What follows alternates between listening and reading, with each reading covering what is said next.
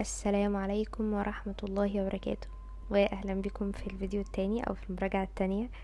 في البداية بس حابة اشكركم جدا على دعمكم في الفيديو اللي فات. بجد والله فرحتوني جدا، يعني ربنا يسعدكم يا رب دنيا واخرة.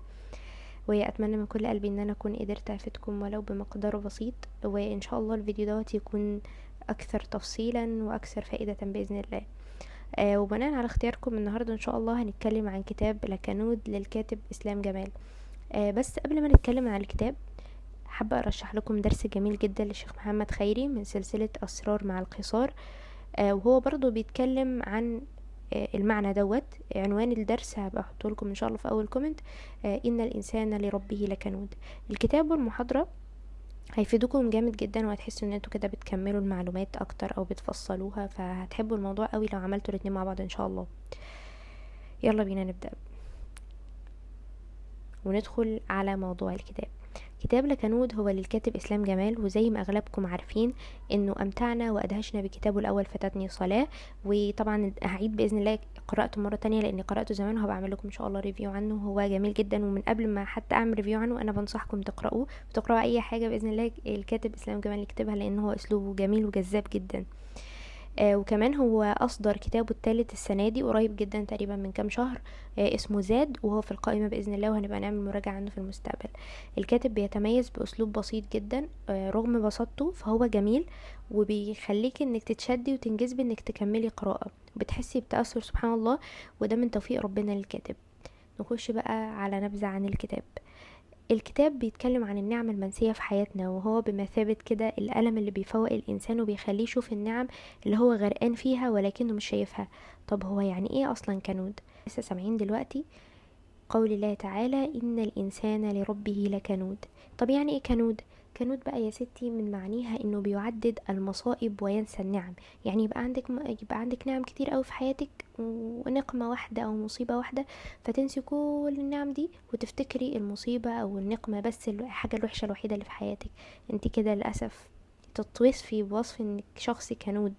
فربنا يحفظنا، وللأسف اغلبنا بنقع في دوت، فربنا يهدينا ويحفظنا يا رب.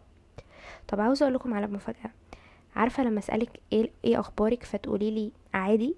اهو العادي بتاعك ده بقى نعمة وحلم لغيرك. ومن الامثلة اللي ذكرها الكاتب على بعض النعم اللي خلتني صدقا اتكسف من نفسي، نعمة المية. اللي هو انتي متخيلة ان النعم إن المية اللي في بيتكم اللي بتنزل من الحنفية دي نعمة اصلا؟ طب والله نعمة. تخيلي كان الكاتب بيقول على امرأة عجوز تجاوز عمرها 90، كانت كل يوم بتمشي لمدة ساعة كاملة علشان تقدر تجيب مية تكفيها ليوم واحد بس. وحضرتك قاعدة في بيتك عادي مستكنيسة وعندك مية جارية تعملي بيها اللي انت عايزاه. انما ست في حتة تانية في الارض بتمشي كل يوم لمدة ساعة كاملة عشان تجيب جردل المية مثلا يكفيها اليوم بس. فانت متخيلة انت عايشة في رفاهية قد ايه؟ انتي واخده بالك ان العادي بتاعك دوت فعلا هو حاجه تعتبر حلم التيتا ديت؟ فبجد انبهرت جدا لما قرات عن حاجه زي كده. طب بصي انا هبهرك اكتر. تخيلي ان التراب نعمه، التراب اللي هو التراب دوت اللي بندفن فيه الموتى ده نعمه. وفي مكان ما ذكر الكاتب كل اللي بيتمناه سكان هذا المكان ان يكون عندهم تراب بس عشان يقدروا يدفنوا موتاهم. وده لانهم كانوا عايشين في مكان فيه تربة طينية بتخزن المية، فلما بيدفنوا الموتى ده بيفسد عليهم الجثث، يعني بيفسد عليهم الجثث. ومش بس كده، يعني دي بس كده نبذة عن بعض الامثلة او بعض النعم اللي الكاتب ذكرها، لكن في امثلة كتير جدا هتنبهروا بيه. يعني الفراغ نعمة ولازم نستغلها طبعا. وفي حديث عن الرسول صلى الله عليه وسلم بيقول نعمتان مغبون فيهما كثير من الناس، الصحة والفراغ. اذا انت عندك صحة وعندك فراغ فانت في عندك نعم كبيرة جدا، المفروض انك تستغليها، لان دول مش دايما هيكونوا موجودين. انت بعد الفراغ هتنشغلي، واحنا بنشوف دوت ايام الامتحانات في عبادات وفي مهارات وحاجات كتير جدا بنعملها واحنا فاضيين، ما بنقدرش ان احنا نعملها واحنا مشغولين. اذا الفراغ نعمة، العافية نعمة. اللي مش قادر دلوقتي، يعني ربنا يهدينا انا كمان ويهدي اي حد مش بيقدر ان هو يصوم النوافل دلوقتي. لما تكبري انت دلوقتي بتصومش، مش بتصوميهم بمزاجك، لكن لما تكبري مش هتقدري تصومي فعلا، بس ساعتها مش هيبقى بمزاجك. فانت عندك عافية، فانت عندك سعي، تقدري تسعي في خيرات كتير، تقدري تروحي مثلا اعمال خيريه، تقدري تروحي حلقات قران، تقدري تمشي كتير في انك تقضي حوائج الناس. لكن لما تكبري مش هيكون عندك العافيه اللي تخليكي تعملي كده.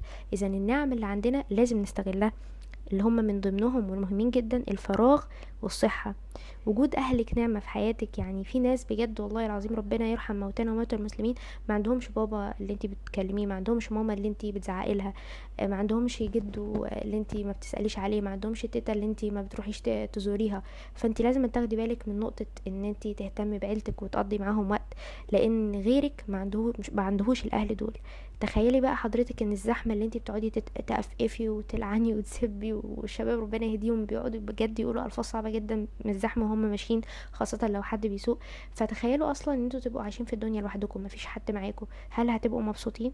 الزحمه نعمه كبيره جدا والله في حياتنا، ان انت تبقي ماشيه كده ومفيش اختلاط بالناس، دي حاجه وحشه جدا. ان يبقى في ناس معاكي في حياتك دي نعمه جميله جدا. الانسان اصلا من ماده انسه، يعني الانسان بيأنس ويؤنس به، لازم يعيش في وسط بشر، ما ينفعش ان هو يبقى عايش لوحده. انك تعيشي في الدنيا لوحدك دوت عذاب كبير جدا والله. الوحده مش حاجه حلوه، العزله عمرها ما كانت حاجه حلوه. لما تبقي مكتئبه وتكتبي العزله ولا الوحده ولا مش عارف ايه، لكن انت في حقيقه الامر مش بتبقي سعيده. الحمد لله على نعمه الزحمه، والحمد لله على نعمه الناس في حياتنا. فاوعي ابدا انك تكوني مش شايفه ان الزحمه وان الناس موجودين في حياتك دول نعمه. بصوا بجد النعم كتيرة جدا في حياتنا، بس انا مش هقعد ان انا او اعدد فيها واتكلم عنها، انتوا هتشوفوها باذن الله لما تقرأوا الكتاب. ندخل بقى على الجزء التاني وهو الدروس المستفادة من الكتاب. اول درس مستفاد، في نعم كتير في حياتنا زي ما انا لسه قايله لكم واحنا مش شايفينها، او بنحاول ان احنا ما نشوفهاش، فلازم ناخد بالنا منها. تاني حاجه، ان السعاده ليس لها علاقه بالمال ابدا، وانما السعاده بتتمثل في الرضا، وفي امثله كتير جدا في الكتاب ممكن تطلعوا عليها ان شاء الله. تالت حاجة، ان الابتلاءات نعمة كبيرة قوي في حياتنا لو اتعلمنا منها، وبتخلينا يبقى عندنا مناعة نفسية لما نقابل مواقف مشابهة. افتكروا سورة الشرح وسورة الضحى وموقف الأحزاب، افتكروهم وقرأوا عنهم كويس وهتدعولي إن شاء الله، وهتفتكروا كده. يعني لما تمروا بمواقف مشابهة بالحاجات دي أو بالصور أو بالمواقف ديت، بجد هتحسوا بسعادة، أو هتحسوا مش بسعادة، هتحسوا بطمأنينة كده ورضا تام على المصيبة اللي انتوا فيها، لأن في مصايب أكبر على فكرة، يعني لو انتوا مش واخدين بالكم. ربنا يكرمنا كلنا. تالت أو ده يعتبر كده هو رابع درس مستفاد، اشتغل وثق في وعود الله لك. افتكروا قصة سراقة بن مالك عندما وعده النبي صلى الله عليه وسلم بسواري كسرى، وتحقق ذلك في زمن الفاروق رضي الله عنه. هسيب لكم برضو في الكومنتات لينك يعني مش درس، هو فيديو صغير للشيخ أحمد العزم، كان بيتكلم فيه عن قصة سراقة بن مالك. بجد هتتأثروا جدا وممكن تبكوا كمان، لأن بجد الموقف ممكن نكون قرأناه كده قراءة عابرة، لكن هو فعلا مؤثر قوي قوي. واخيرا، وانا ما كنتش عايزه بصراحه اخلص معاكم الفيديو عشان انا سعيده جدا وانا بسجل الفيديو ده، لان انا بحب الكتاب دوت وبحب الموضوع ده جدا جدا جدا. نتكلم بقى عن اهم جزء في الفيديو. بصي، الكتاب تعرفي ان هو كتاب حلو لما تاخدي بعده قرار، فاذا احنا هنحاول قدر المستطاع بعد كل كتاب ان احنا ناخد قرار، او نعمل ايه، نطبق تطبيق عملي في حياتنا. طب ايه بقى التطبيق العملي اللي هنطبقه في حياتنا؟ ان احنا ببساطة شديدة جدا نمتن ونقول الحمد لله، بس نقولها بجد بالشكر، يعني نعمل واحنا بنشكر ربنا، مش بس انا قاعده بسبح كده على الخاتم بتاعي 100 مره مثلا ولا حاجه قلت الحمد لله، لا، انا عايزاكي فعلا يعني ايه، تشوفي النعم بتاعت ربنا في حياتك، نعم ربنا في حياتك. انا شايفه النهارده في نعمه واحد اتنين تلاته، اذا هنعمل حاجه بسيطه جدا، هنعمل كده نوتة صغيره نسميها نوتة الامتنان. كل يوم نكتب 3 نعم حسينا بيهم النهارده، ونشوف تأثير دوت على المدى البعيد ايه. اولا انت هتلاحظي ان التفاصيل الصغيره دي هي اصلا اللي بتسعدك في حياتك. فالموضوع بتاع الامتنان دوت اصلا بيطبق، يعني بيطبق في بلاد الغرب. فعيب بقى، عيب بقى ان احنا اللي عارفين الخالق وعارفين الرزاق وعارفين المنان وما نمتنش ليه. فمن هنا ورايح باذن الله هيكون عندنا كشكول جميل اسمه كشكول الامتنان او نوتة الامتنان، هنكتب فيها 3 نعم حسينا بيها في يومنا، وان شاء الله اوعدكم باذن الله ان انتوا هتحسوا بسعاده بجد بعدها. التفاصيل الصغيرة هي اللي هتحقق لكم دوت بإذن الله، وهتحسوا برضا تام عن حياتكم إن شاء الله. وأتمنى لكم السعادة في الدنيا والآخرة. وأنا أسفة لو طولت عليكم، بس أنا حبيت النهاردة إن يكون الفيديو مفصل أكتر عن المرة اللي فاتت، وفي مراجعة وافية، وكمان ان هي تجذبكم شويه انكم تقراوا الكتاب. واتمنى ان شاء الله تكونوا استفدتوا معايا. السلام عليكم ورحمه الله وبركاته، واشوفكم المره الجايه باذن الله.